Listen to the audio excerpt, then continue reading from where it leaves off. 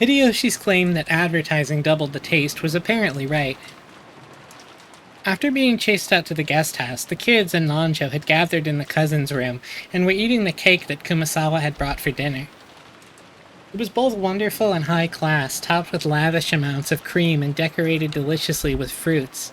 But delicious as it was, it didn't taste quite as good for some reason. Without Goda-san selling it, it isn't nearly as good. And if we asked Kumasawa-san to sell it, she'd say it's made of mackerel. Really?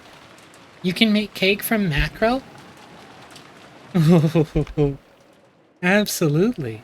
And as you can see with this very cake, if you mix the squeezed juice of mackerel with flour and eggs before cooking, it comes out all fluffy. That'd be incredible if true. Maybe mackerel cake will show up on the new menu at one of Father's restaurants. George, shut up. After all, mackerel's full of nutrients and sounds healthy. It might get really popular with women and the elderly. I'm not going to get anywhere near it. Big if true, Joji. Girls won't eat something that weird. We hang out with different girls, Jessica. Even the elderly would wish to decline. This is funny. Nanjo, you're funny, Nanjo. But it's delicious, you know? Kumasawa was really cheering up the mood with her classic mackerel jokes. Another mackerel classic from Kumasawa-san. But the sound of the downpouring rain kept turning their attention towards the mystery guest. In the end, they showered Maria with questions again, since she was the only person here to have met Beatrice.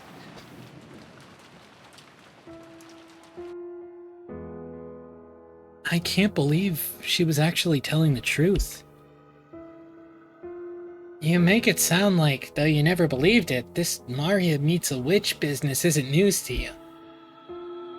Yeah, I thought it was just one of those fairy tales you'd expect from a dreamy kid that age. She exists. Beatrice exists. Every year when we come to the family conference, I meet her and we play together. That's right. Although Beatrice-sama doesn't usually show herself, I hear she sometimes unexpectedly appears before honest people with clean hearts. Yeah, what do we got here? What is this track? Is this Stupefaction? This is Hour of Darkness. Okay. Beatrice referred to that character in the fairy tale about the Rakanjima witch. To keep Kinzo in a good mood, the family and servants acted as though they believed in the witch of his delusions. That's how Rakanjima's fairy tale, or maybe ghost story, had come into being. To the family members who knew that backstory, the fairy tale of the Golden Witch wasn't something to be taken too seriously. However, they were never able to say that out loud in front of Kinzo. Because of that, the legend of the witch carried a lot more weight to someone like young Maria, who didn't know the story of how it had come into being. That's why Maria believed in the legend of the witch. She accepted it entirely. That was only natural for an imaginative girl who believed in witches. So people had avoided saying things that would betray her dream. On the contrary, they had worked together to say and do things that would help liven up her dreams without her knowing. So, when Maria-chan was showing us that candy that supposedly came from Beatrice, I figured someone subtly slipped it into her handbag.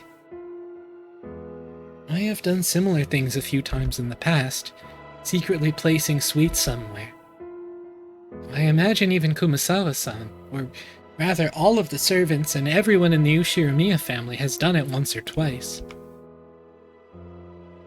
So, if it'll make a small, innocent kid happy, you might place a sweet somewhere and have everyone join in on keeping the secret alive for her. Come to think of it, I'll bet you do that kind of thing all the time, George Aniki. Who knows? It'd probably be boorish to admit such a thing out loud. George admitted it while being extremely wary that Maria didn't find out. In other words, it's kind of like Santa Claus. To protect a kid's dreams, the parents plot together and lie, setting presents at the bedside of a child fast asleep. After all, you want to protect a kid's dreams, right? Obviously, I've known Santa doesn't exist for a long time now, but if there's no reason to wake up from a dream like that, I wish I could have believed it all my life. Because adults know the world is filled with terrible things, they all want to at least protect the pure dreams of a child. Maria's in the room. What are you people doing? What's up? What's up, Sarge? Ugh. Beatrice exists. Exists. Yes, she does. Beatrice-sama does exist, right? Some time ago, when I was drawing mackerel to make some black tea, suddenly... Well, it basically goes something like that. Supposedly, at least. Yeah, this... Okay, now I know what you're talking about, Sage. What is it with her in mackerel? She, completely mackerel-based comedy. Her and her mackerel bits. So, simply put, this was supposed to be a witch that no one but Maria believed in. I wouldn't phrase it quite like that. The point isn't that we didn't believe, we were all trying to give her a chance to believe. So, this is about not betraying a child's innocence. But Santa doesn't exist in reality.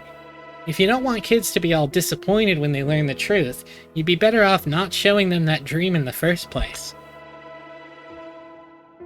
Is the fact that I still think like this proof that I'm still a long way from becoming a full adult? The true nature of the Rockanjima witch was finally starting to take shape in Battler's mind. However, their current situation overrode this understanding, and in fact, it completely overturned its very premise. So, we thought we knew what was going on, but now Beatrice-sama the witch has actually appeared in reality. Is that it? And judging by how freaked out our parents were, it looks like she wasn't an invited guest. Now it's starting to get interesting. There's no reason for us to simply assume that a woman called Beatrice doesn't exist. It's what Uncle Rudolph called a devil's proof. And none of us knew that a woman calling herself Beatrice existed. But that's not the same as proving that Beatrice doesn't exist.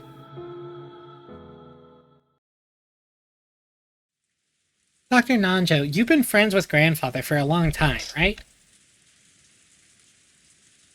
At one point during the family conference, I was questioned quite thoroughly by Kraus-san and the others.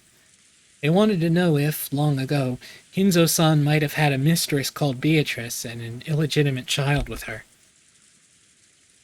I get it. Our parents have their heads full with the inheritance problem. So of course, if the daughter of a mistress like that showed up, it'd be troublesome for them. Kraus-san and the rest probably asked Genji-san about it first. However, Genji-san is an aide who's sworn loyalty to Kinzo-san, and is probably a friend more trusted by Kinzo-san than myself. I doubt he told them anything. So next they went to ask me as an old friend of his. And? Did Grandfather have a lover called Beatrice, Dr. Nanjo?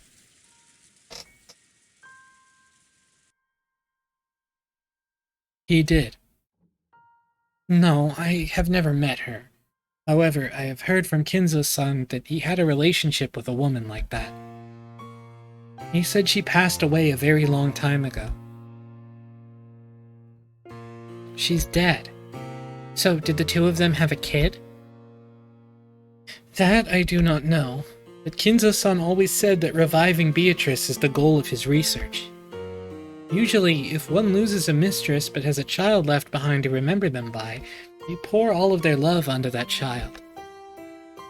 Therefore, we naturally assumed that there was no such child between Kinzo-san and Beatrice.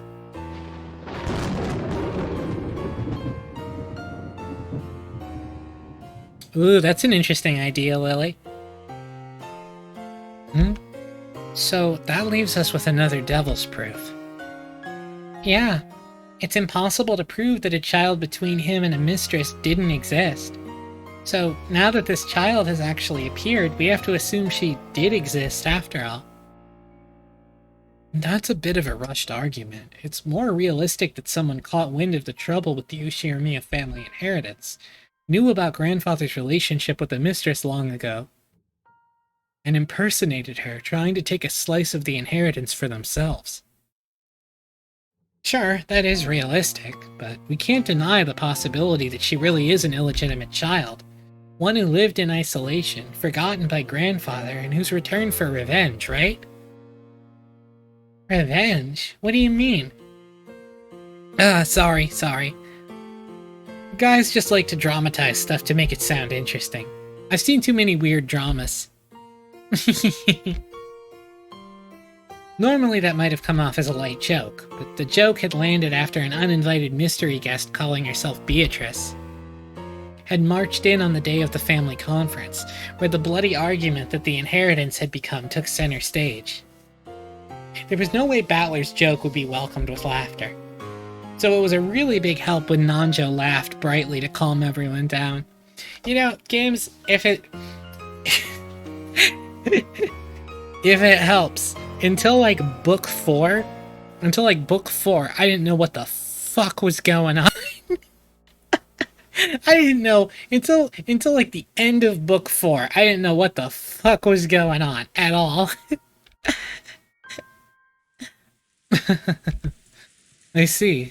That does sound quite intriguing. I would love to read a novel with a plot like that. Well, I don't think it could actually work. After all, right now on this island, there's 1, 2, 3, a full 18 people, right? If anyone tries to do something weird, they'll immediately get caught. And thanks to the typhoon, they can't even leave the island. In other words, if you try to commit some crazy crime, you'd be screwed. I agree. In a dead end without any way to escape, and in a situation where everyone's really suspicious of her, I seriously doubt she could pull off a terrifying revenge drama like that. Probably not. In that case, it would be more realistic if she had come in secret without making her presence known. I simply cannot imagine someone appearing openly to take revenge outside of some historical drama. Well, who knows, right? Revenge is based on emotion, not logic. If you've got someone willing to go down along with their opponent, they might not be afraid of anything, not even the police or large numbers of people. It's okay, Jessica-chan. None of the disturbing things we're imagining will happen. George, you're so fucking patronizing. Like the battle royale between our parents over the inheritance isn't disturbing. That's right. Dad and Uncle Rudolph are pretty tough, and Aunt Ava's even trained in the martial arts. We'll be fine. Yeah. Jessica didn't say it out loud, but she'd vaguely noticed that her own father stood in opposition to all the other siblings on the inheritance issue. They usually played nice in front of the children, but when that pretense was lifted away, like it had been at dinner, the result would be a tumultuous uproar. After realizing this, it was only natural for Jessica to be frightened at the thought that her parents might get caught up in some kind of trouble, and become human sacrifices for something terrifying. Seriously, George Anaki's right. Nothing's gonna happen. Even if she pretends she's a witch, what can a single human woman who can't even use magic do? Battler's like, she doesn't even know Fireball. What's she gonna do? Why is a human woman in bold so funny? It's so funny. She's a human woman.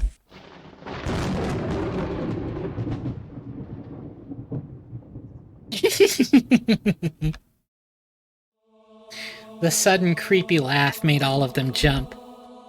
And when they realized the strange laugh was coming from Maria, they were shocked again. I see. So that's how you see it, Battler. Oh yeah, I forgot. It's time for Maria to be like this. What is? Don't laugh all creepy like that. You accept Beatrice's existence for now. At least you accept her as the 19th person and a guest. But that's all, right? You don't accept that the 19th person, Beatrice, is a witch, right? Huh.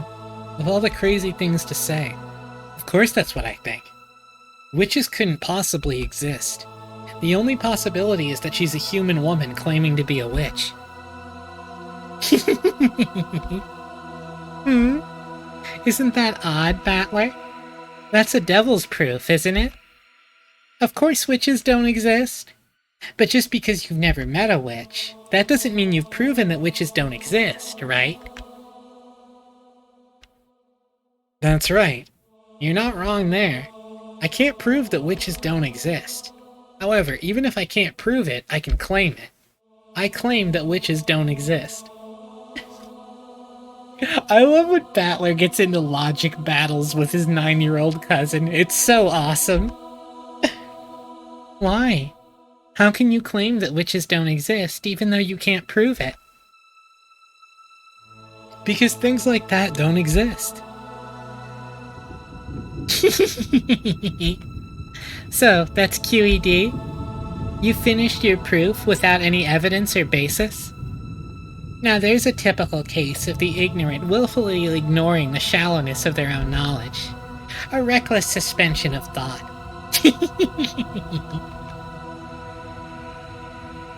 Then there's only one way to resolve this, Maria.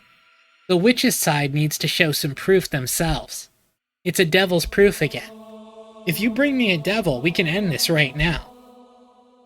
In this case, we can just get this woman calling herself Beatrice to display some wonderful, magnificent magic, like the twinkling stars. All she has to do is show us something that's impossible for humans, right? Come now, you two. Please settle down. Kumasawa noticed that the atmosphere between them was getting worse and tried to calm them. And also, she noticed that Witch of the Painting is playing. It seemed as though Battler quickly realized that he wasn't acting like an adult. What do you mean? He's trying to own a 9-year-old with facts and logic. That's exactly what an adult would do. But Maria's expression didn't loosen. As she laughed creepily, she kept staring at Battler. You quit it too, Maria. Let's get back in a good mood, okay?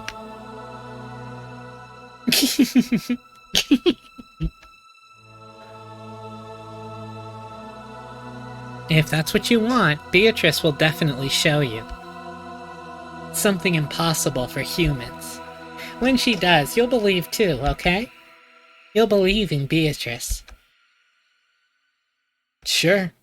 If she lets me have a look, I'll believe.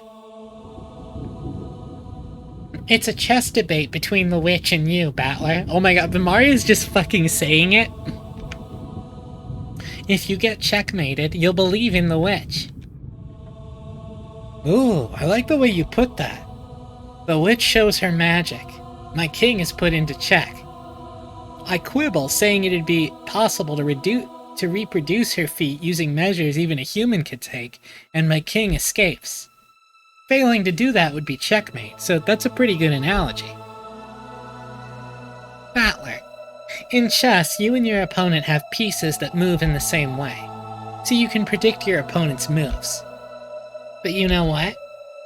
What you aren't expecting is that your opponent's pieces might be able to move in ways far stranger than yours. You've simply assumed that since witches must not exist, the movement of Beatrice's pieces will obviously be the same as your own. But you know what? Sorry, Battler, but your chess partner isn't human. She's a witch. She can move her pieces in ways that humans can't. Right now, your understanding is flawed. Battler, you like Aunt Curie's chessboard thinking, right? Yeah, I like that style of thinking, where you stand in your opponent's shoes. And that's why you'll get stuck. Even though your opponent is a witch, you won't accept it. So you can't understand the moves a witch might make, and your chessboard thinking won't work. Your knowledge of your opponent is mistaken. The very first premise of chessboard thinking is broken down. Huh. So that's your game. You cannot win in chess against a witch.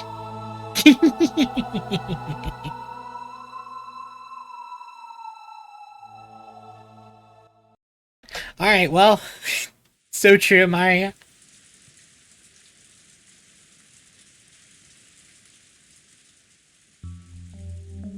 Anyway, what are the adults up to?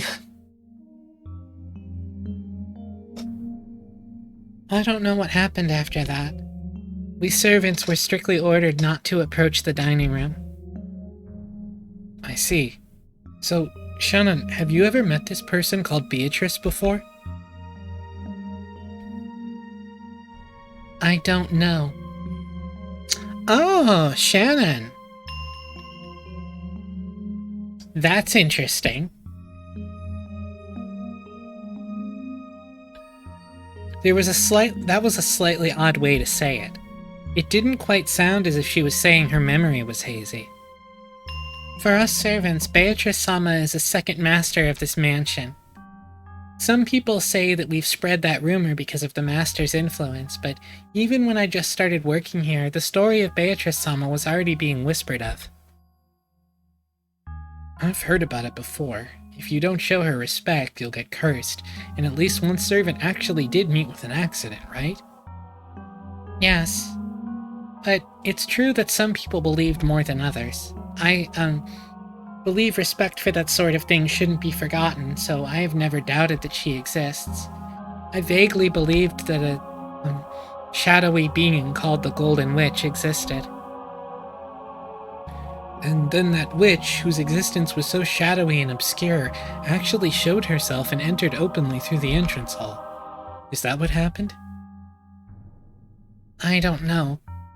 I don't know anything. When you brought her dinner, did you talk about anything?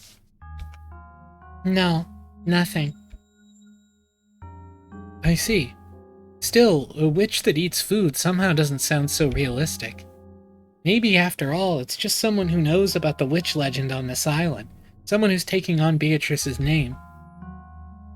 I think you've probably come to respect Beatrice and think of her as something like a guardian god of this mansion. So when a person actually appeared going by that name, maybe you were a little disturbed.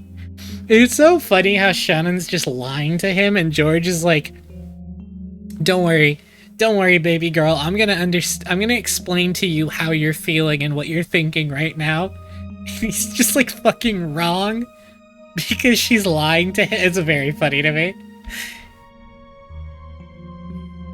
That's right. I guess that must be the case. Shannon's like, "Sure, man." George was slightly at a loss at what to do about Shannon's downcast appearance. Maybe not just Genji, but even the young servants had been ruthlessly questioned as to whether they knew anything about this Beatrice person. Thinking that, he tried to cheer her up somehow. Surely, just like Maria and Jessica, Shannon was unable to fully hide the agitation caused by the sudden visit of this person calling herself the Golden Witch. He'd been so sure that was the case. But George probably had no way of looking into Shannon's heart. Shannon was bitter and sad. The door to the Golden Land would be opened. The witch had definitely told her that. That meant the demise of everything. Even if she accepted the ring from George, they would never be married now. No, in the first place, did furniture like her even have the right to be married? Oh, Shannon, honey, you were doing so good. You were saying I am not furniture and all that shit. Even if the witch hadn't come to signal their demise, wasn't their relationship fated to fail sooner or later? Had she turned her gaze to focus solely on those fun days spent with George, while purposely closing her eyes to the sad reality?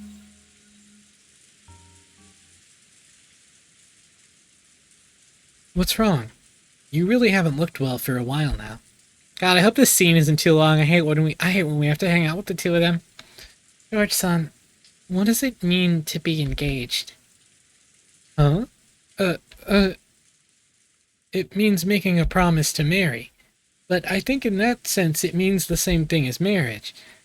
To be honest, I want to take you home as my wife right away. But right now, I'm in the middle of training, and I'm still a long way from having the capacity to create my own castle. That's why I want to take you home with me with my head held high, only after I've become a full adult. I'm not talking about the distant future. I just want you to wait a short 3 years. But that doesn't mean I want to lie about my feelings for another 3 years. So, I decided to give you an engagement ring. That might be a shameful reason as a man.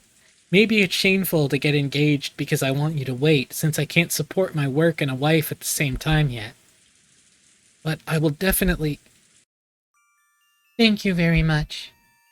I understand that to you, George-san, an engagement ring means something different than one of many presents you'd give to a lover. Of course it's different. An engagement ring isn't a simple accessory.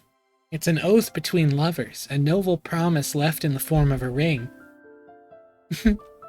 So, if we were to get married right away, it'd be completely meaningless, right? Then it wouldn't be an engagement ring. I'd give it to you as a wedding ring. Either way, I'd still be giving you a ring.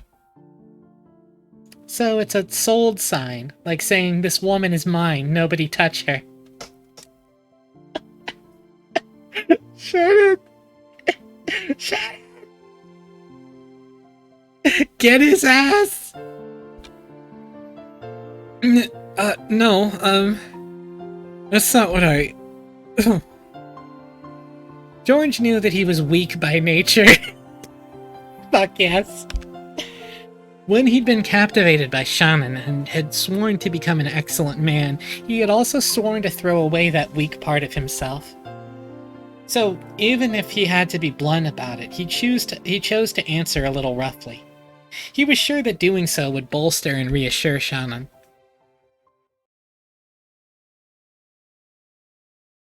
Alright, George, what do you got? No, that may be true. Sayo, I'll make you my wife. I won't give you to anyone else.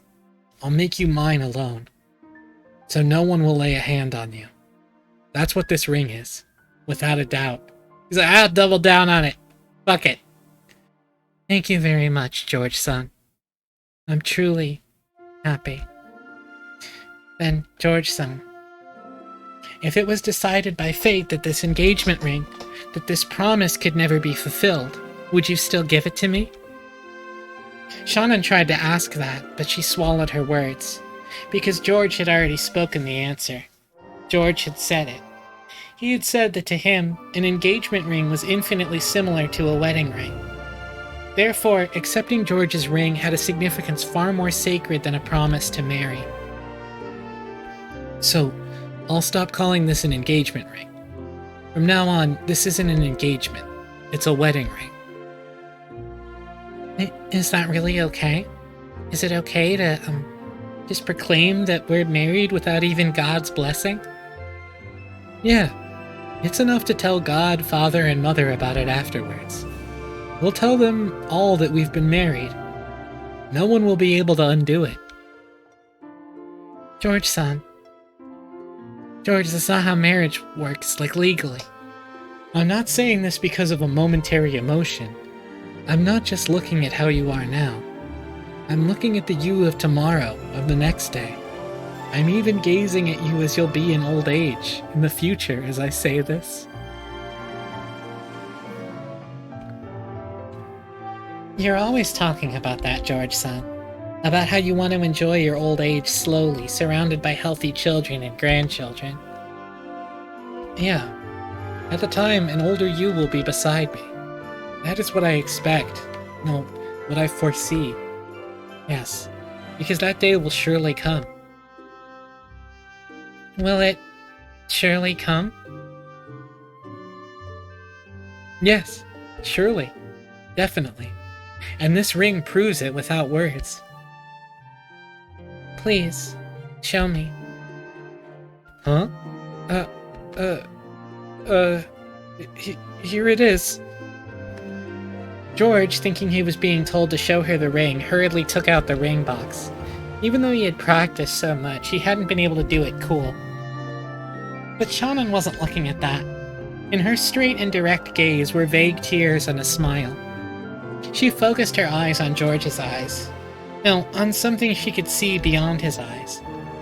Please, show me that future. Yeah, I'll show you. Surely. I promise it. And not just until old age. After we die, too. Even when we become spirits, we'll always, always be together. Shannon wiped away her tears and took the ring box. Inside was a diamond ring worthy of blessing the two of them. George said the line that he'd practiced over and over again inside his head. I want you to put this ring on whatever finger you like, and have that be your answer. So by tomorrow morning... Oh, that's different. That's very different. Shannon smiled, took the ring, and with a completely natural movement, put the ring on the ring finger of her left hand. It had really looked like such a natural, ordinary movement. And for a while, George was stunned. This is my answer, George-san. Shannon, no, Sayo. Even when we become spirits, we'll always be together, George-san. There was no blessing from God, no pastor to witness, nothing. But the two who were married proclaimed it. Two souls were joined here today. Alright, well... Look.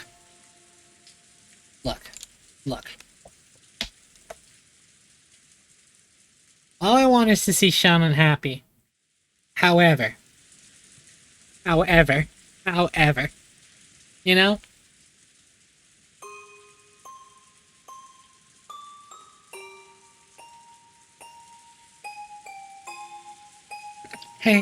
Hey George, why is World End playing now that we got married? Nissan, you're a fool. Is that so? Even though you're furniture, I'm not furniture. Not anymore. Liar. Why are you fooling yourself, even though you know you can never become human? Even though you know you can't become human unless you go to the Golden Land? Knowing that, why did you abandon the promise that would let you go there? Oh, right. By accepting the ring, that promise with Beatrice-sama comes to nothing, doesn't it? I'm sorry. From now on, you, George-sama, the master, and everyone else are under the same conditions. 13 people will be sacrificed. Only 5 people will be invited to the Golden Land. And you rejected one of those places yourself. That's odd. It looks like you're the one with regrets, Kanan-kun. You're the one with regrets, aren't you, Ne-san? You got engaged, right? Even though you knew it was a fate that would never be fulfilled. Yes, I promised that we would always be together for eternity. See, you know what? In that instant, our eternity was completed. Even if we become sacrifices, it's already completed. So, it's okay. Kanan, you're the one who actually has regrets. We're furniture, right? We'll be freed no matter the result. So, it doesn't matter whether we go to the Golden Land or not. And yet, you're set on going there. You want to become human no matter what, right? Why? Because I want to become human. I've had enough of being furniture. Why? I wanted to fall in love too. Tears were coming from Kanan's eyes, and he howled. I liked Milady, and after seeing Milady that day, I started liking her even more. And when I heard that Milady also liked me, I was really happy. But I'm furniture, and I can't accept Milady's feelings. You're wrong. We may be furniture. We may be less than human. But that doesn't mean we aren't qualified to love. I thought that if these feelings would never come to anything, I'd be better off not having them. I just decided that eventually I'd disappear and that it'd definitely hurt her. No, that's wrong. I was just frightened. I was just afraid, thinking that any love that couldn't be eternal was best avoided. Even though their lives last only a few weeks, cicadas fall in love and then vanish. But you'll never find a cicada that refused to fall in love simply because it'd end in a few weeks. Ugh. Ugh. It seemed that Conan was still muttering his regrets, but by now it was all jumbled up with his sobs. That witch is detestable. Why did she plant these feelings in me? If only she hadn't pulled that bizarre prank, I wouldn't have paid Milady any notice. Beatrice-sama is detestable. To make you cry bitter tears, she played games with your fate. But I don't think things went as the witch expected. After all, knowing love isn't a regret that ties you to life. It is the destination we're supposed to reach in our journey through life.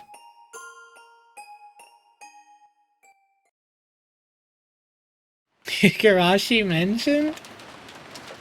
I like that people mostly went crazy over the cicada thing. Yo, welcome, Grandpa.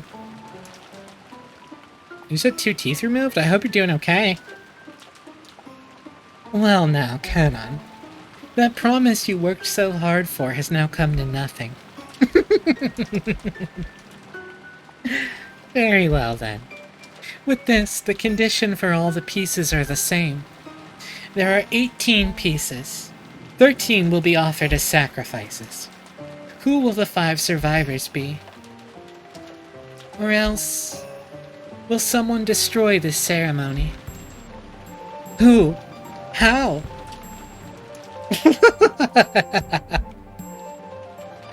This isn't a chess problem. It's a game on an equal footing. I won't be cornering you one-sidedly. You'll be able to frantically escape my advances and force a tie, an invalid match.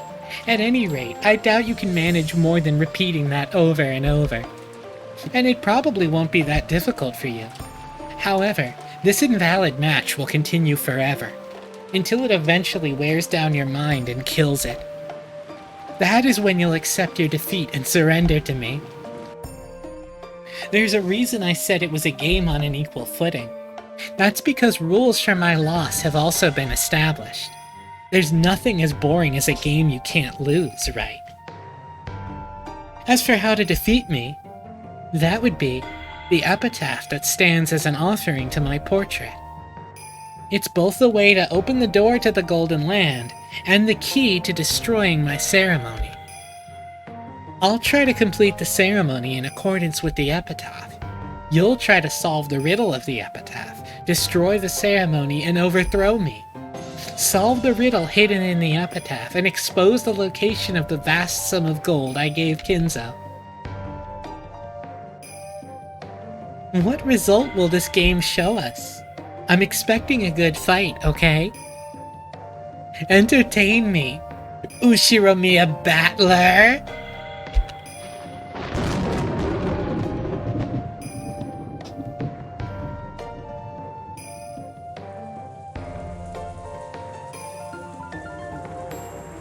Natsui's like, what the fuck is happening? I'm going to church. I'm going to Island Church. I don't know what's going on. I have no objections. Natsui and I acknowledge it. Beato is on the island, Grandpa, if that's what you're trying to ask. Beato, like, showed up and was like, hi, I'm here. I can't believe it, and I don't want to. This is the truth, isn't it?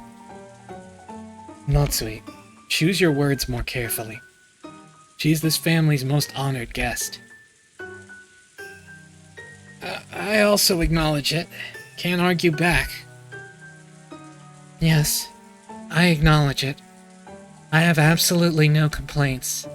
I can't believe you actually... You have my honest respect. Me too. Incredible. I genuinely respect you.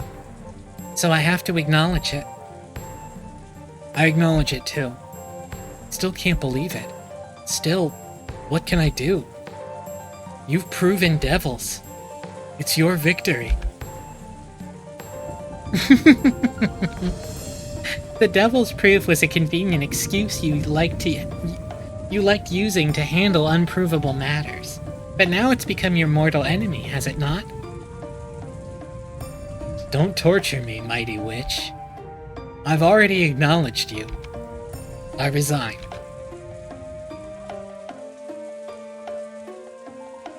Kyrie, do you still have objections? I must have everyone in agreement. If you alone will not acknowledge my existence. As the witch laughed boldly, the siblings started getting frantic. They were all afraid of displeasing the witch. Kyrie lightly closed her eyes, and after keeping silent for a while, opened her mouth. Grandpa, I don't think you have. I genuinely don't know what you're talking about, but the first Twilight hasn't happened yet, so I don't think you've missed anything big. My apologies. I resign. Only Kyrie had faced the witch with stern eyes until the end. However, this had only resulted in her refusing to accept the truth for a short time. The truth, the being that was before her eyes, couldn't be denied. Devils had already been proven.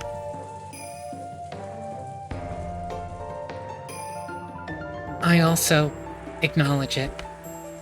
You are Beatrice, the Ushirimiya family alchemist, and a user of great magic. I must acknowledge the fact that you are a witch.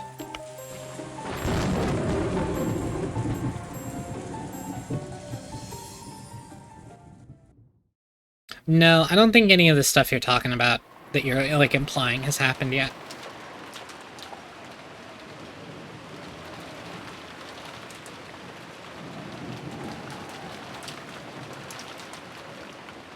So that's an interesting scene. She showed all the adults something.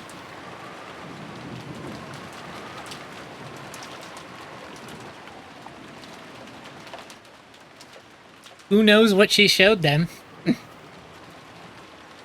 But yeah, that was a church that we have not seen yet.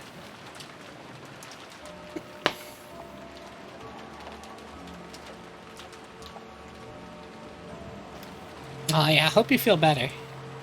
Good night. Yeah, last VOD is up. I'll put this VOD up after tonight. Aw, same thing we did at last midnight. Just zoom in on the portrait. It feels a little different now that Beatrice is just here on the island.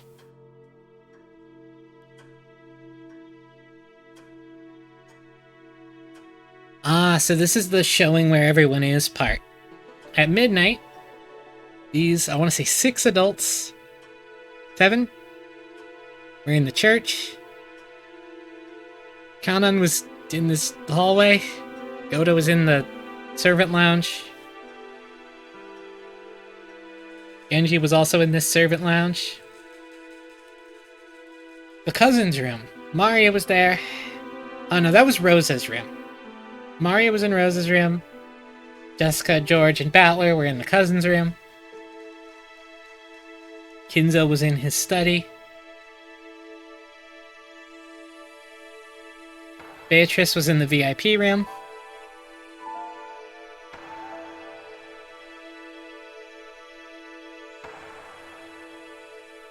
Also, look at this hotter portrait of Beatrice. Cool. Well, that's...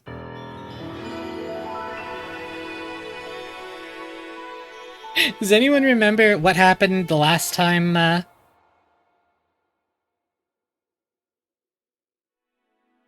How is that the hotter portrait? What are you talking about? It's out of control. It is unbelievable. It's the best portrait.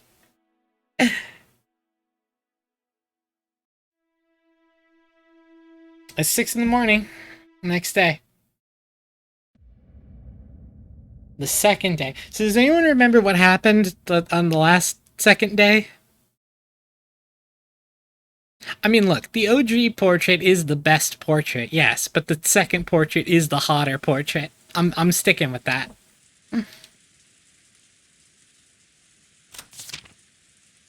let's, like, the classic portrait is, like, godlike. It's perfect, but... Didn't folks show up dead in the shed? Yeah, that's the first twilight happened on the second day. Which was the 6 dead people. So we'll see what happens this way. This time. Yeah, we're gonna keep going. What is that sound that always fills my ears? Is it the sound of the rain, the sound of a waterfall, or could it be radio static? If not, I want it to be the sound of blood flowing through my body. I want it to be the sound of the blood circulating throughout me, telling me that I am still alive. Oh, Kinzo, okay. Is it morning? The light entering through a crack in the curtain was faint, but at least told him that dawn had broken. Kinzo, still in the position he'd been in while he woke up, still sitting in a chair and looking up at the ceiling, felt the blood slowly travel throughout his body. Judging by the clock, it was early morning, 6 a.m. on the dot. No matter how tired he was, no matter how deeply he slept, he always woke up at exactly this time, as though he had measured it with an hourglass.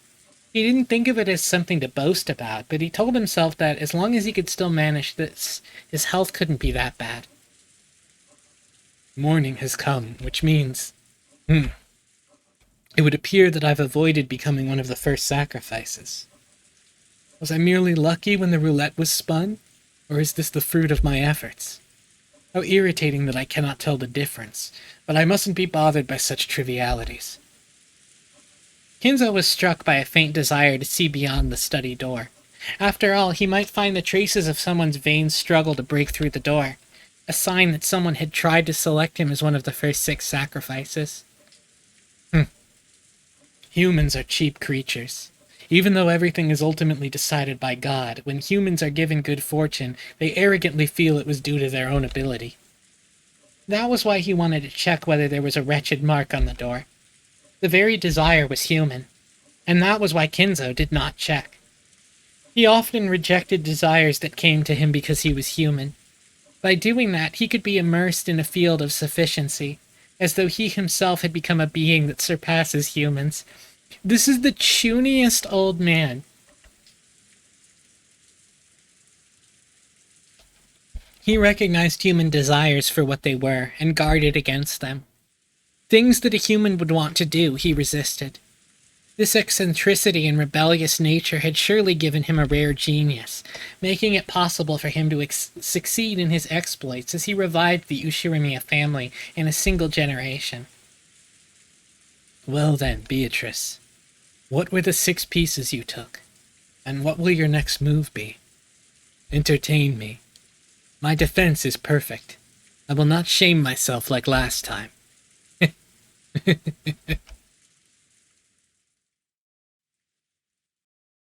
That's interesting. Again. The servants woke early.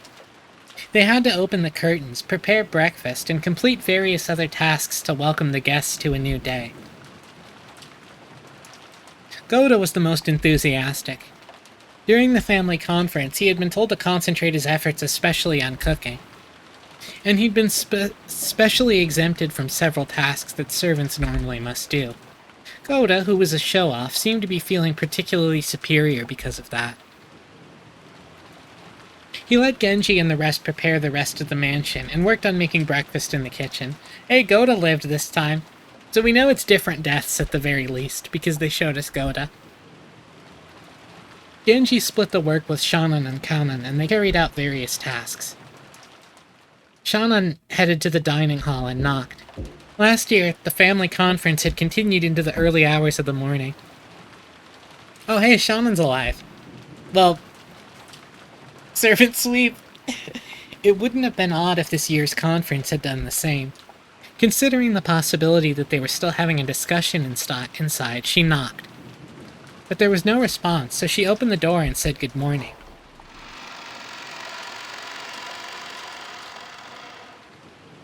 Good morning. Is anyone there? The room was cold, and the conference seemed to have ended a long time before.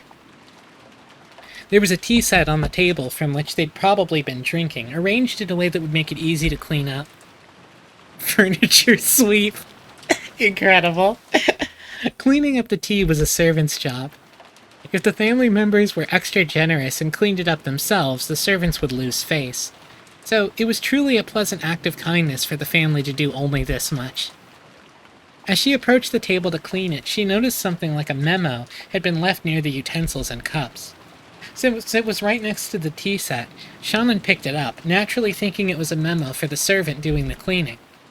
Written there was not a request, nor was it thanks for preparing the tea. It was just a single word. Shannon looked at it blankly and read it out loud. Chapel. Huh?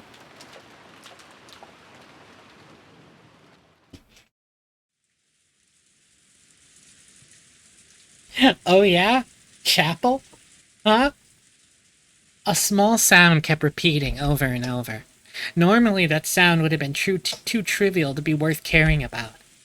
If only I could stop hearing it, I could go back to sleep right away, she thought vaguely. But no matter how much time passed, the sound did not end. It repeated over and over. Shut up. Who is it? Banging on the door this whole time? As soon as she realized that, she woke up. Someone was knocking. Then she noticed it wasn't just a knock, but a voice as well.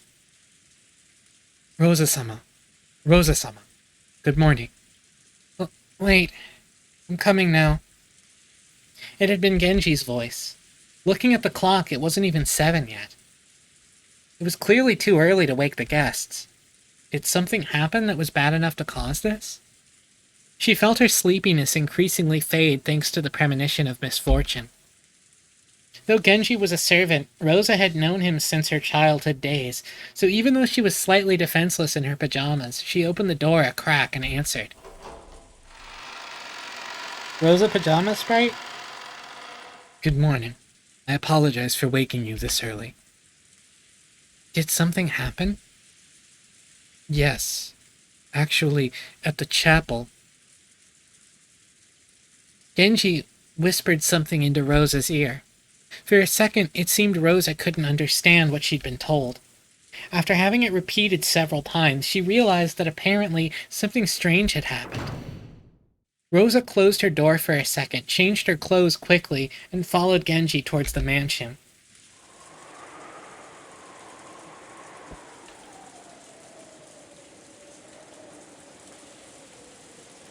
The chapel requires some explanation. It wasn't in the mansion, but in a grove behind it, a short walk's distance away. It had been built at the same time as the mansion, so, though its walls had been repaired many times, making it look new from the outside, it was a very old building. Rosa dashed through the rain along with Genji. Just like the previous night, the rain was falling in earnest.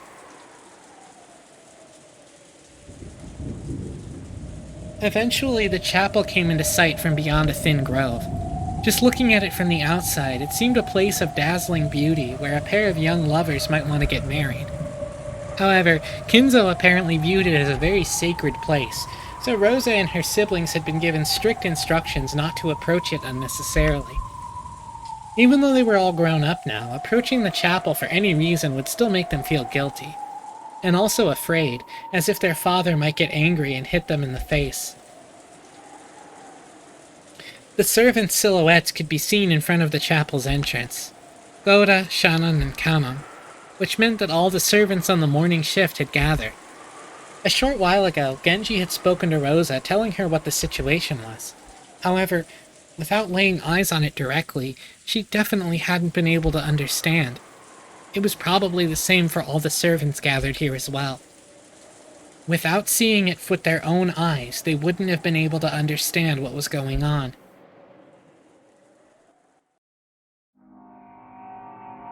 On the door at the entrance to the chapel was something very large, drawn with a creepy, stringy paint that made one think of blood. Something like a creepy magic circle.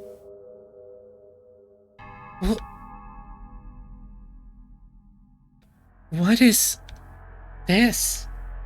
When was it drawn here? The servants looked at each other. Goda was the first to open his mouth. No, that's the same one.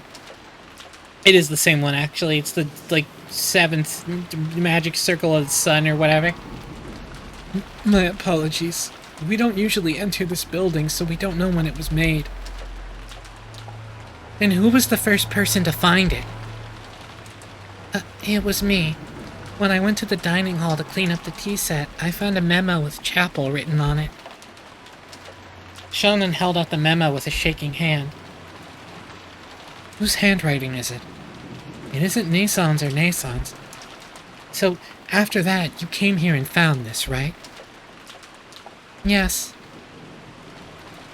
Rosa-sama, look at this. What? Happy Halloween for... What? Kanan pointed at a single line of English written below the creepy magic circle. Until it had been pointed out to her, she thought it was just another part of the magic circle. There, the following words were written in English. Happy Halloween for Maria. That's such a banger. It's so good. So fucking stylish. Happy Halloween for Maria. This creepy magic circle was for Maria. Happy Halloween.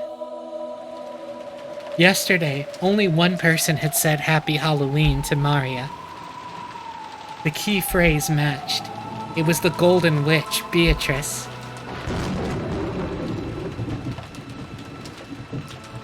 What about Maria?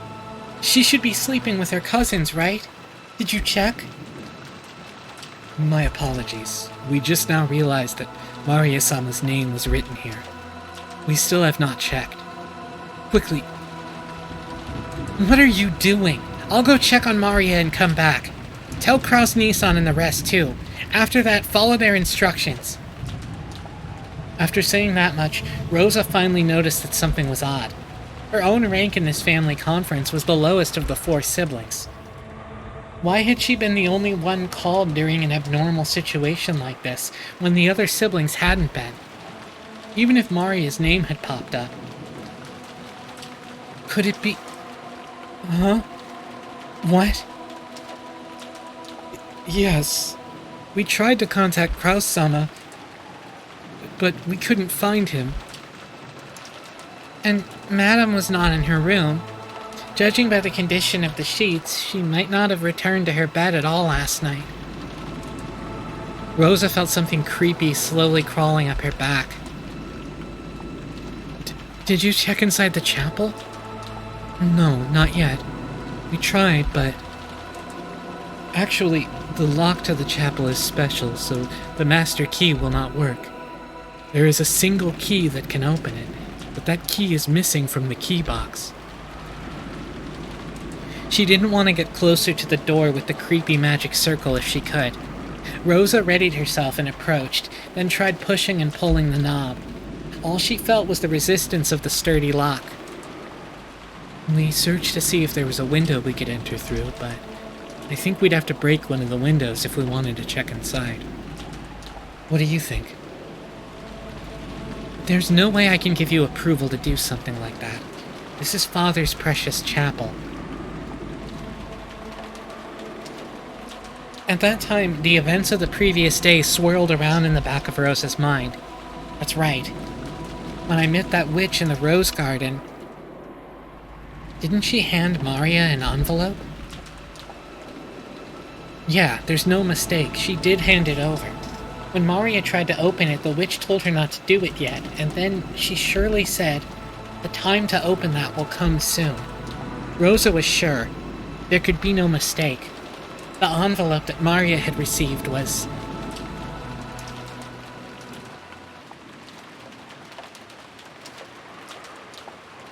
Yeah? Yeah, Rosa? Yeah? What you thinking, girl? What you thinking about here? After dashing back to the guest house, Rosa approached the cousin's room while hiding her footsteps, softly opened the door, and peered inside. From the inside, she could hear the healthy snores typical of young people. There were 4 children, and Maria was there, sleeping soundly. After breathing a sigh of relief, she entered the room with quiet footsteps. She was after Maria's handbag, which was resting on the sofa. Maria always liked carrying her treasures around with her. She was probably emulating how her mother always carried her makeup with her. Of course, she was just imitating her mother, so everything on the inside was junk. In Maria's case, it was full of small, creepy occult items, notebooks describing things of that nature, and so on. Rosa had never been happy to see her daughter walking around with things like that, which weren't girlish at all. However, trying to force Maria to stop had resulted in a big fight, so she decided to let it be. Here. This is it. A Western envelope with the crest of a gold eagle. When she took it out of the bag, she realized there was a heavy, vaguely cylindrical object inside. She could tell by its feel and its weight. There was no doubt. This was a key. After turning around and checking that Maria was still sound asleep, Rosa tore open the envelope and the contents spilled out into her palm. It was a key with an old and intricate design. Rosa gripped that key and dashed out.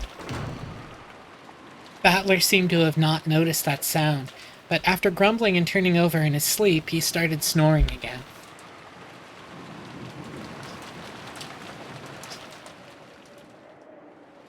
Genji-san, could this key be the key to the chapel? Where did you... Yes, this is the key to the chapel. Rosa approached the creepy magic circle once again and put the key in the keyhole. There was a strong resistance. After it resisted for a short while, it stopped resisting with a clunk. Then, squeaking with a noise that hurt one's ears, it slowly began to open. It's a pretty interesting locked room, isn't it? Is anyone there? Her voice reverberated throughout the massive room. Of course, there was no answer. The chapel had a high ceiling and the air was cold. And even on this rainy, unsettling day, it felt sacred for some reason. The servants timidly followed after Rosa. Rosa-sama, look at that. Kana noticed it immediately and pointed. Over there was the altar. In the place that would normally have a pastor preaching of God's love, there was a table that shouldn't have been there. At first, it looked like a dining table. There were actually gorgeous plates and utensils placed there, making it look like a child's birthday party or something. Upon closer inspection, the surrounding area had been decorated with pumpkins and black and orange ribbons. They were probably Halloween decorations. And there were people seated at the table. 3 people on either side facing each other, seated in chairs. They could be recognized at a glance. Kraus and his wife, Ava and her husband, and Rudolph and his wife. But if you wanted to be sure, you'd still have to go even closer and check. Because they seemed almost like dolls. Rosa and the rest had opened the door, entering all at once with the sound of many footsteps, and called out, asking if anyone was there. And yet, there had been no reaction. Even if Rosa and the rest assumed that they were being ignored, you'd still expect there to be some kind of reaction. And there hadn't even been that. So at first, it felt like someone had set down some dolls that greatly resembled those people. By now, it wasn't just Rosa. Shannon and Kanon and even Goda. They were all fighting frantically with the creepy emotion that grasped their hearts.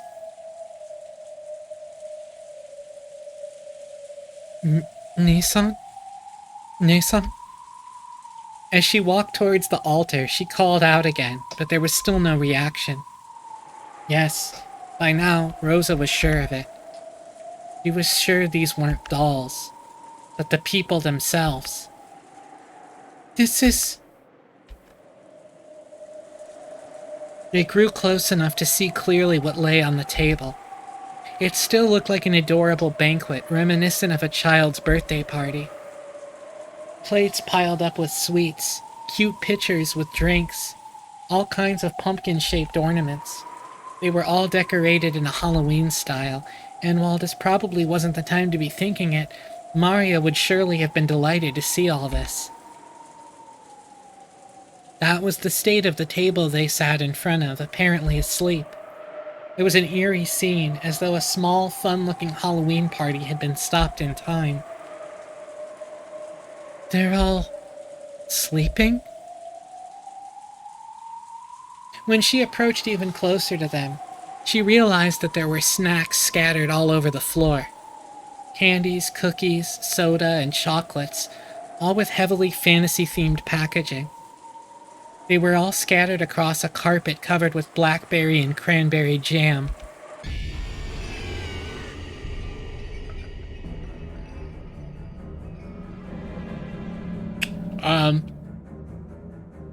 You know.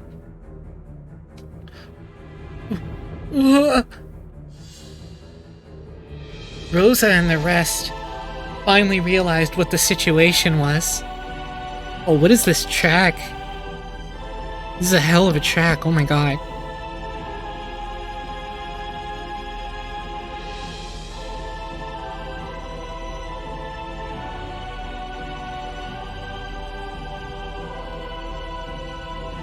This is Red Dread. True. It was a Halloween party. A banquet for those not of this world. Kraus, Natsui, Ava, Hideyoshi, Rudolph, and Kyrie were seated in chairs, apparently asleep, but all dead. How could you tell that they were dead and not simply sleeping? That was because they'd been... Gore, heads up. I think y'all can handle it, you're all pretty tough, but I don't remember how much detail this is going to go into, so... Vertically sliced open. From their chests to their stomachs. Thanks for the hydrate and the posture check.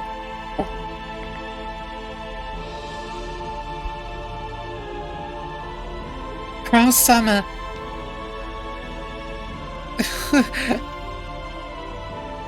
How cruel. The 6 of them had sat down at a Halloween party before having their stomachs split open, killing them. Then the jam covering the floor must be what overflowed from their stomachs once they'd stuffed themselves completely, right? No, the contents of their stomachs had been scattered all over the floor. And that wasn't all. Out of their stomachs, it was almost as though they'd poured out. As though snacks had overflowed from there.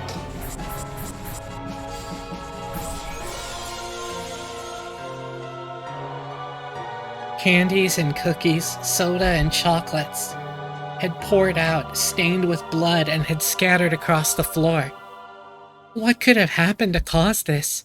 It's almost as though their stomachs were stuffed full to bursting with sweets. And it all poured out when their stomachs split open.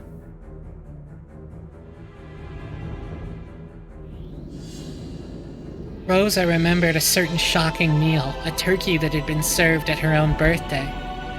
When it had been cut open with a knife, out flowed one of her favorite foods. But since she hadn't been told what was inside, the deep, deep red ketchup omelet rice poured out like bloody maggots.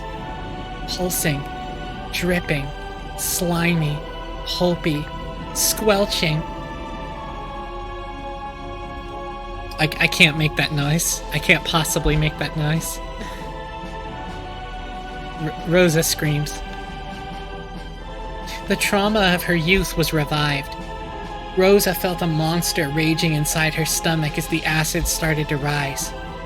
Unable to hold back, she threw it all up on the floor. Like I said, they ate too much candy. So true. Her empty stomach had nothing but stomach acid. The scene in front of her was no fun Halloween party now. The three couples were enshrined right there, their stomachs vertically wrenched open with a... Oh, that's a noise. So many snacks had been stuffed in there. Pulpy, squishy. Blood and guts and sweets were overflowing onto the floor. Blood-stained, sticky, sloppy, pulpy, sweet snacks that made your fingers stick together. Gummy, but stained with entrails. Sloppy, pulpy.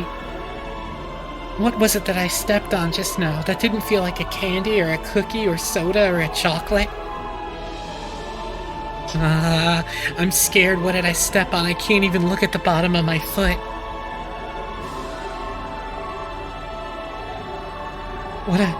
What a gruesome Halloween party.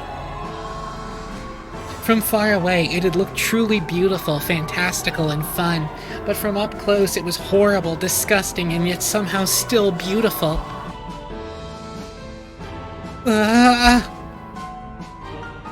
Rosa's wild thoughts tried as best as they could to escape her throat with a loud voice that was neither a scream nor a roar.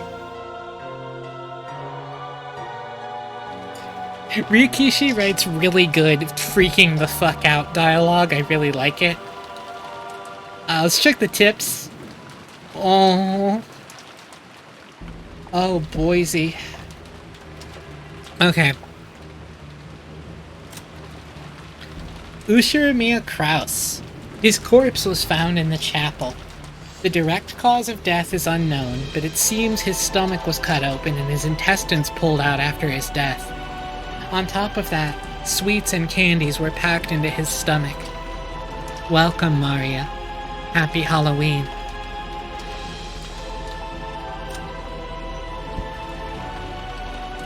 Ushirimiya Natsui. Her corpse was found in the chapel. Same description. Didn't I tell you? Stomachs are packed full of candy. Ushirimiya Eva. Everyone has a stomach filled with sweet dreams. Ushirimiya Hideyoshi. Why would there be anything filthy inside someone's stomach? Ushirimiya Rudolph. This is why we want to be as sweet and innocent as candy. Ushirimiya Kyrie. And so, I give you the land of dreams. Happy Halloween. Yeah, these people are dead. Yeah, like... we actually get confirms on all these corpses. These people are fucking dead. Cross someone. This is... horrible. Just horrible. Call an ambulance! Call the police! That's right, the police! Police! If a word so tied to reality hadn't come out of Goda's mouth, Rosa and the rest would probably have found themselves unable to escape that nightmarish party even now. But it wasn't because they thought the police might be able to do something. If they didn't keep yelling about the police, it felt as though another seat might be set up at this demon's party and given to them. Their own chests felt like they were expanding unpleasantly from the inside, rumbling, churning, and it was surely because candy was about to overflow from their stomachs. Rosa, once again tortured by a desire to vomit, threw her stomach acid up on the floor, and then she searched. Searched to see if there was any candy in it. Oh, Rosa's losing it.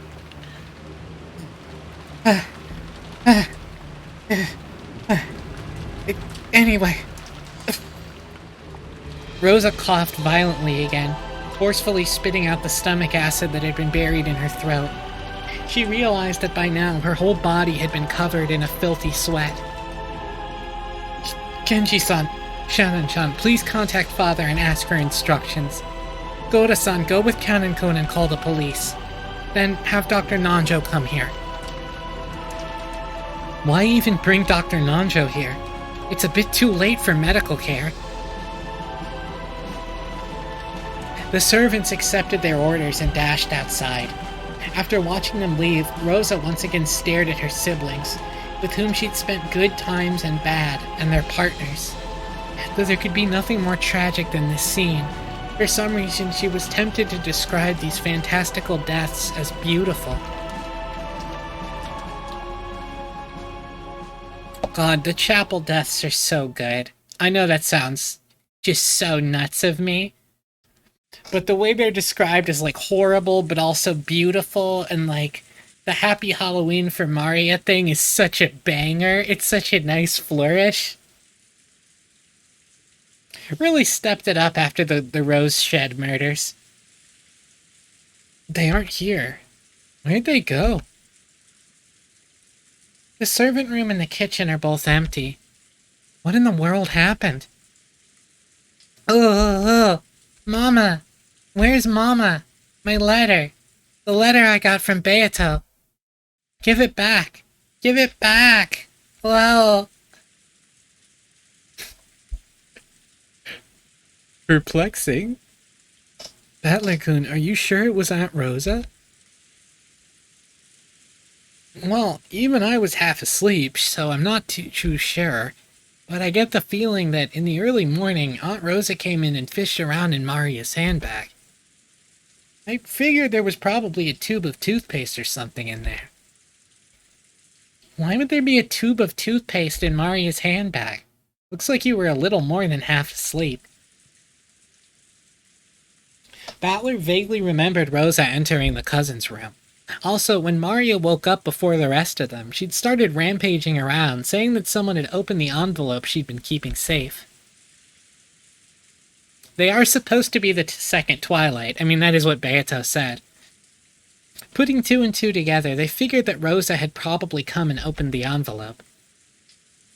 A letter from the Golden Witch. I wonder what was inside. I don't know. But that envelope was for Grandfather's personal use, and it had the Ushiromiya family crest on it. Whatever was inside it must have had some connection to the family conference. She hadn't let anyone touch it, but yesterday Maria had shown that envelope off to Battler and the rest a whole lot. So they remembered it well. Ooh, Mama, give it back!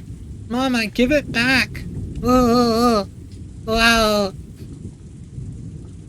Well, if you're right, it'd have to be pretty important. Why would this mighty witch give something that important to Maria?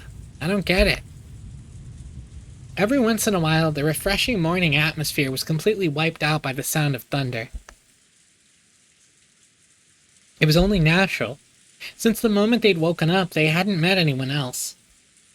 It felt like only they were left, and the mansion had become an empty husk.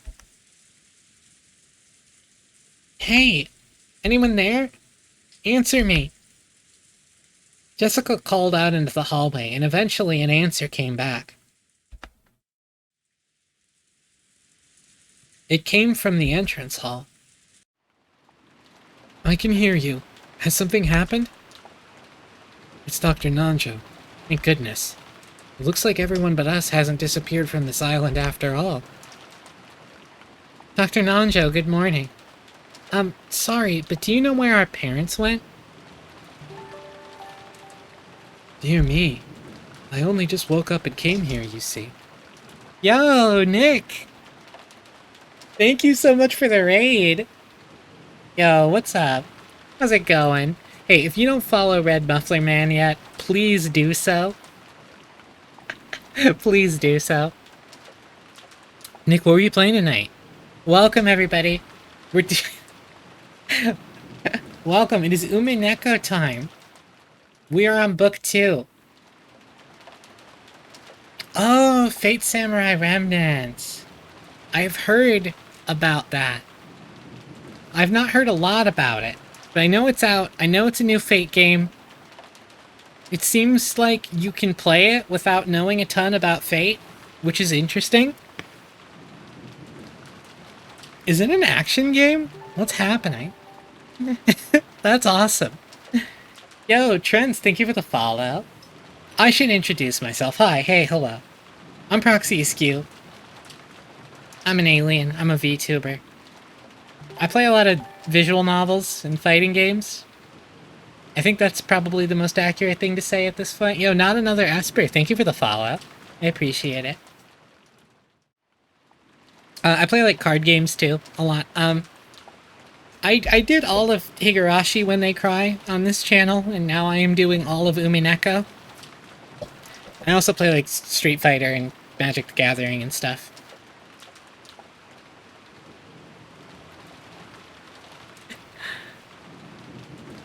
Red Muffler known type Mooner fan. This is true. Nick, I know you've been doing I know you is it Fate? Which Fate is it? Nick also does visual novels on his stream. Look, the Nasu fan, I thought it was Grand Order. I didn't want to say it in case I was wrong, because I'm like, isn't that the mobile game? But then I remembered that the mobile game has quite a bit of text as well, because it's a Fate game. Nasu fans and Rikishi fans, we have to come together. We have no choice. We can't. We can't do this. If we're at each other's throats, no. and Nick is one of Battler's strongest soldiers. We discussed this on Twitter. I remember on Battler's birthday, we were both posting. Nick and I were doing the Goku and Vegeta nodding at each other thing. we were doing that.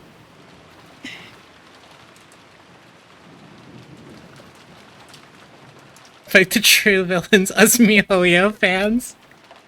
Look, you can stay, but like, you know, you're on thin ice. You're fine. Just don't claim that any MiHoYo characters are thick or whatever, and you're like good. You're good. Mm-hmm.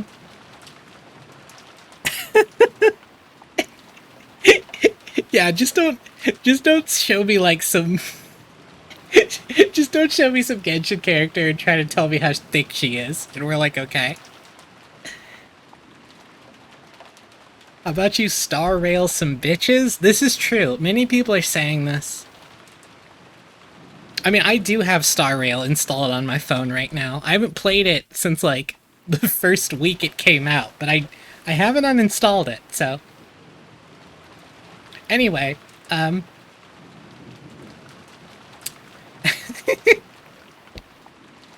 anyway, so the thing is, it's book 2. Some people are dead. The first Twilight has happened. There's 6 dead people. You know how it is.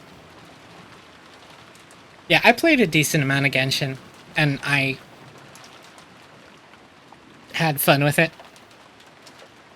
Honestly, the thing that happens with MiHoYo is like really... The thing that happens with me with MiHoYo games is they roll out a banner for a unit that I really, really like as a character. I don't get that unit. And I don't spend money, because I try not to spend money on free-to-play games, like, ever. I never spend money, I never get the unit I want, and then I quit the game for, like, 6 months out of anger. It happened with Venti, and then it happened with Kafka, and I'm like, okay. Alright. It's like a weird backfire thing. It's like, they want to get me to spend money on FOMO, and then, like, because I am missing out, I'm like, I'm simply not going to play the game anymore. You have Venti on your second roll? What do you mean? And I just don't play it anymore? That's so sad. He's just sitting there. He's just sitting there, he's not doing anything. He's just chilling.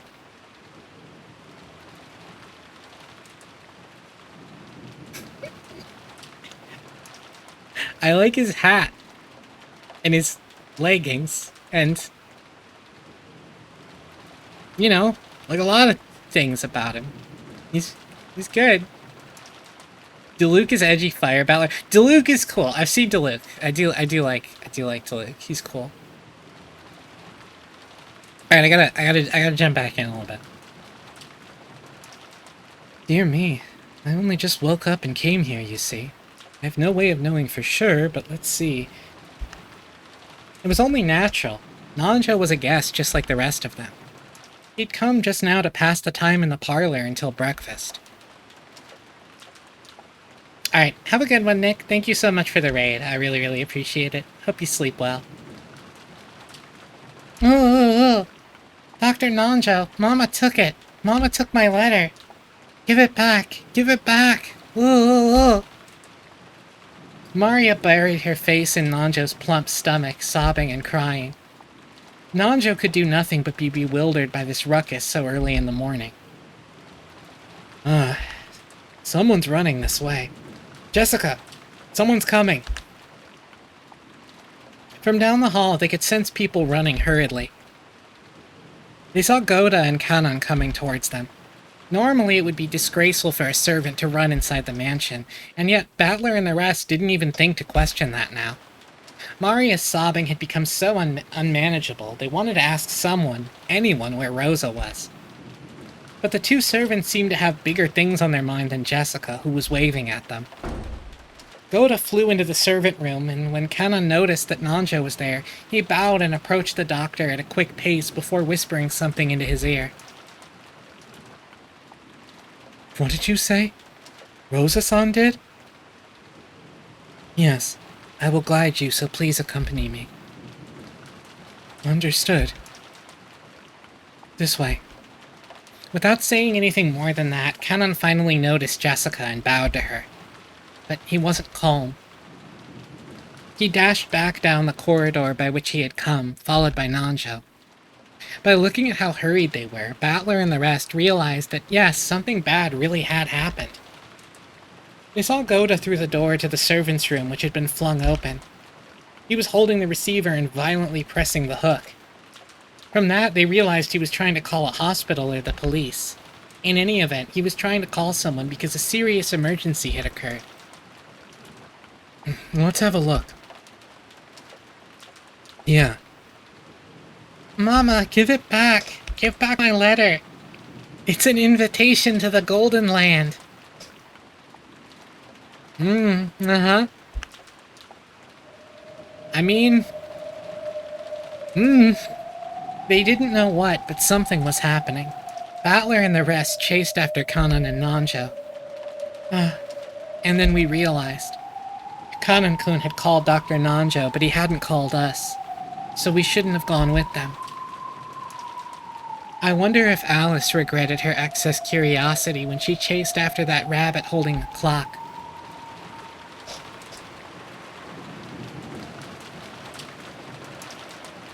So true. I mean, look, I think Venti still holds up. But, like... You know, I still like Astolfo, so... You know. If anything, they're just aged cheese, you know? No, you mustn't go in. You mustn't look. Jessica-chan. No!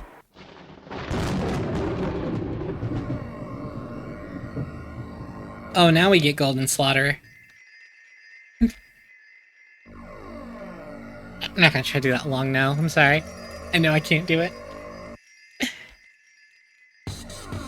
Mother! Father! What happened? What the hell is this? This goes way beyond bad taste. Isn't taking someone's life bad enough? What the hell is this? Going to all the trouble after they died of sitting them on chairs, slicing their stomach and pulling their entrails out? You went to all the trouble of stuffing their stomachs full of sweets? What? Why the hell would you do something so fucked up? Damn it. Damn it. Nice job, you bastard. Just great. Just great. Yeah, killing someone is in pretty poor taste, Battler. True. It would be best if everyone went outside. They certainly wouldn't want you all to see them like this. Nanjo told the children to go outside, but no one listened. Rosa-san, please tell them. If they kept looking at something like this, it will do nothing but harm. Rosa regretted her own carelessness. She should have realized that the children would eventually come here. She should have quickly locked up instead of standing around stunned. So the children had come here. They had seen it. Surely at this very moment they were having a sight burned into their eyes that was far more grotesque than the shocking meal Rosa had witnessed in her youth. When she hugged Maria, who seemed to be too shocked to show any emotion at this gruesome scene, Rosa cried for them and their parents. Yeah, Golden Slaughter is kind of very DMC music. Like DMC 1 specifically. The four groaning and crying voices, their sadness, continued to echo in a place that should have known God's love. Hello, Meta Battler. You piece of crap. Again? Another one of these murderers? And this time you made it all elaborate, killing them like it's a total joke. I was rather hoping you'd thank me, not cry out in grief. Thank you? Did you say I should thank you, you old bitch? Oh my god, that rules! Damn it, if there's something wrong with your ears, I'll cut them both off so you can hear better. Why should I have to say that insane way of killing and say, "Oh, thank you very much, Beatrice-sama. I'll beat your brains out." In the last game, you lamented the fact that you couldn't see your parents' faces after they died, yes?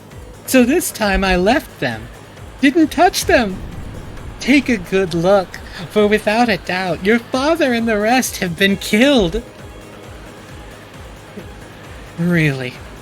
What a nice treat. I'm so fucking happy. I swore I'd plow your face after I choked the life out of you, but I'll take that back now. I'll rip your guts out instead. Don't give in to emotion. Don't stop thinking. My game has already begun, right? I decided to leave you neat and tidy corpses this time. Do you know why? When you denied my existence in the last game, you used this line of thinking. Their faces were crushed, so the identity of the corpses can't be confirmed. Therefore, we can't eliminate the possibility that fake corpses were prepared to create an alibi. Unless that possibility is denied, a human culprit theory can still be built. What'd you say?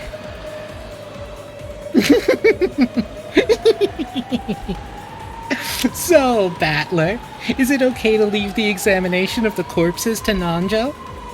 Isn't it tradition in mystery novels for the doctor who performs such examinations to be an accomplice?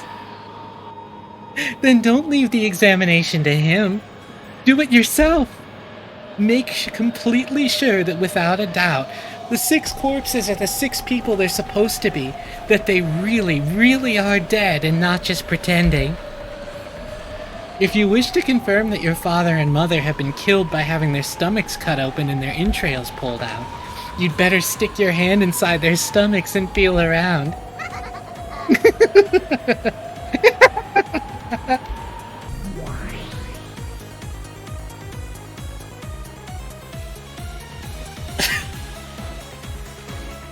This...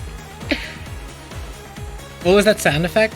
You mean ahahaha.wav or the whoosh noise? It's like the witch teleport noise. This image is Battler in a nutshell. The laugh, oh that's ahahaha.wav. Yeah, that's the witch laugh. This image is Battler. I won't cry. Damn it, I won't cry. Currently crying. Battler suddenly yelled. His tears were still dripping down, but as though scolding himself for being a sissy, he slapped his face hard several times with both hands. Even so, the tears still wouldn't stop. However, he felt a hot blaze in both his eyes. Whoever's responsible for this piece of work, I'll make them pay their debt back completely. So this isn't the time to cry. Gotta think about what to do. It's useless. It's all useless. If you've got enough time to cry, then think. This is no time to let yourself cry.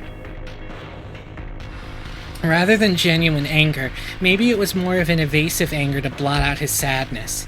However, it gave a little courage to George and Jessica, who'd been crushed by the sadness. That's right. Even if we cry, it won't change the reality of what has happened. Damn it. Damn it, damn it, damn it, damn it, damn it, damn it. Then what should we do? What should I do for Mom and Dad's sakes? Rosa-sama, I have returned. Goda-san, what happened with the police? What did they say to do? Did they say when they think they'll be able to get here? As to that, it seems the phones have broken down. I also tried the emergency wireless, but, maybe it's the weather, but that isn't working either. What did you say? So we can't contact the police? The Rosa Angry Sprite is really good. She kind of goes Super Saiyan a little bit, like her hair moves when she gets angry. It's that person. They did something to the phone line, made it so we can't reach the cops. When she heard that the phones had broken down, Jessica immediately decided that it was the work of that mysterious guest. Her eyes were bright red after so much crying, and they began to grow even redder with rage. There's no need to talk about it, right? I understand everything. That's right, I get it. Who killed Dad and Mom? It's obviously her. It's gotta be that witch or whatever who came yesterday. I'll grab her by the collar. Damn it, damn it, damn it! Jessica-chan, wait. Goda-san, Kanon-kun, go. Yes, ma'am. Milady, wait! Covering her uncontrollable sadness with anger, Jessica ran outside, torn apart by emotion. Thinking about it hastily, maybe the mystery guest who'd arrived yesterday, Beatrice, was suspicious. However, in that instant, there was absolutely no proof that she was the culprit. At this moment, she's just another guest, no more, no less. So Rosa, making an adult decision, was forced to stop Jessica in her rash rampage. Goda and Kanon picked up on this immediately and chased after her. Could the guest that no one invited, Beatrice, be the culprit?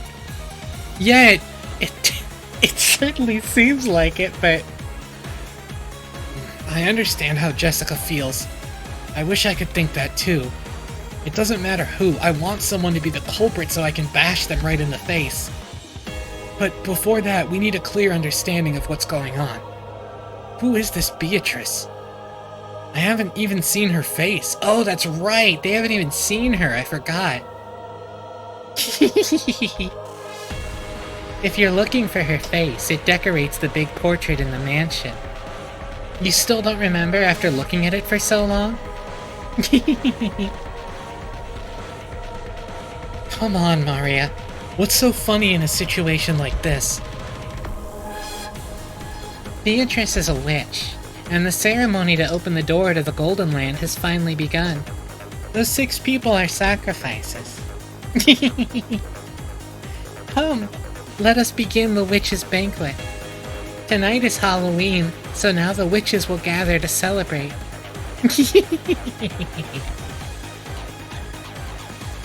Maria, don't I always tell you not to laugh with that creepy voice?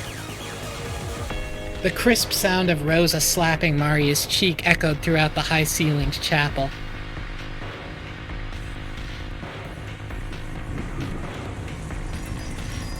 Ever since it started raining yesterday... No, ever since the island was swallowed by the typhoon, I felt as though something was wrong. It was bright and sunny when I arrived on Rakanjima, but since I'd gotten up early and was sleepy, I took a nap.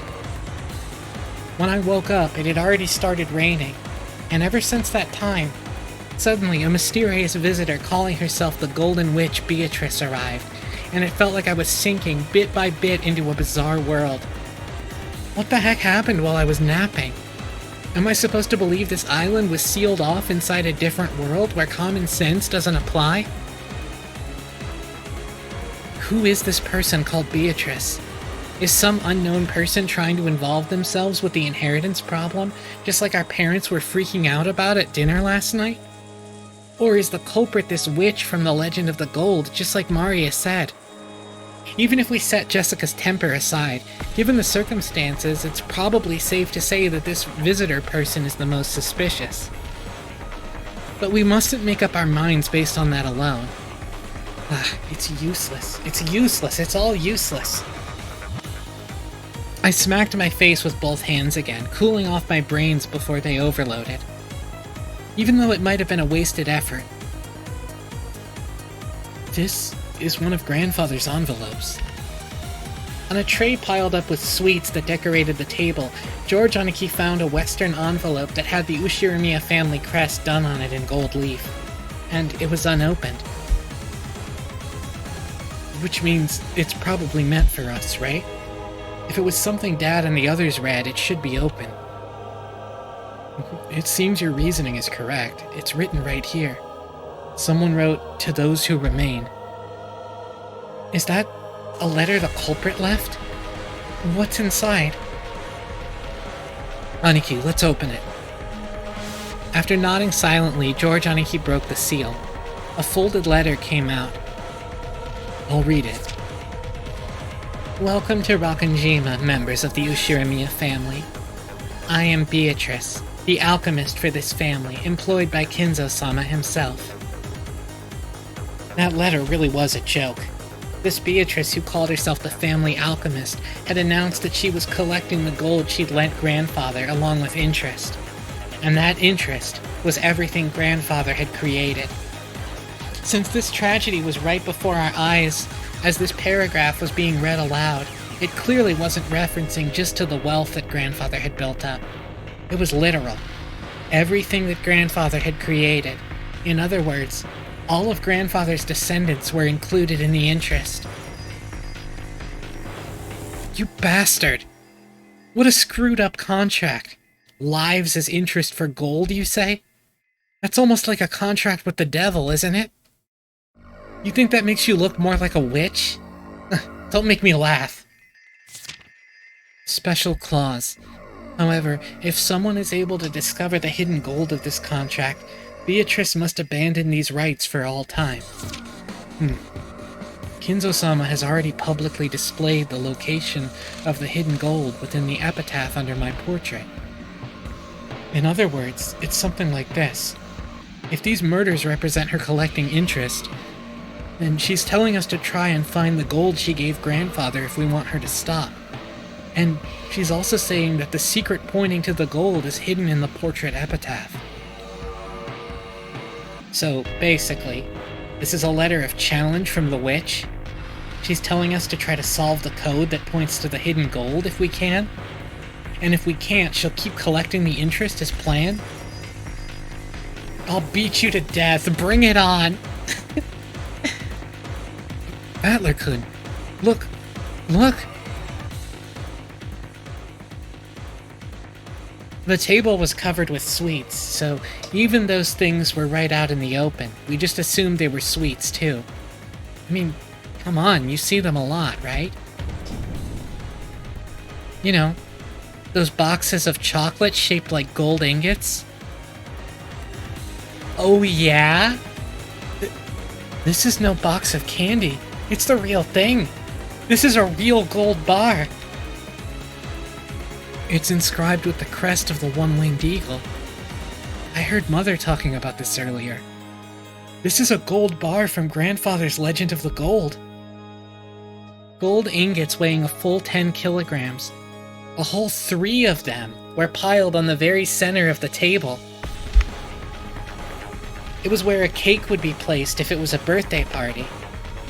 In other words, this was without a doubt the birthday cake of the party known as the family conference. Okay, that line is something. If those are really 4 9s quality ingots, It's worth about 60 million yen. Dumbass! That's too cheap. Our parents have been killed and all you've got is this pile of just 60 million yen in gold? Don't take us for fools, damn it. I love the way Battler talks, it's so funny. So, it has begun, Beatrice. It's not like anyone can solve this riddle anyway. So Beato will definitely win. Quickly, open the door to the Golden Land, and take me with you.